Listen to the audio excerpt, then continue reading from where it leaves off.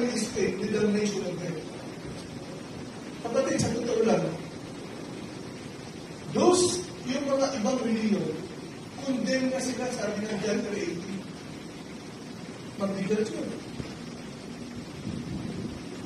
Pastor, ibig ko sabihin, tayo lang ang tama. Hindi ko sinasabi yun.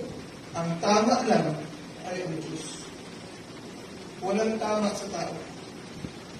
Sa atin, tinutulong natin ang tama para maluwalhati ang Diyos. Hindi para maitaas ang pastor, hindi maitaas ang sinuman, hindi maitaas ang samahan.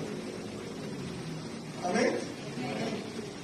So, we only exalt the Lord our God, none other else. So, purihin ng Panginoon, mabigat itong sinabi ng Lord, you serpents, you generation of vipers, how can you escape the damnation of hell? Meaning, they are destined to earth because of their sin. Because they have committed the sin of unbelief. Tayo po ito ngayon, let's stand.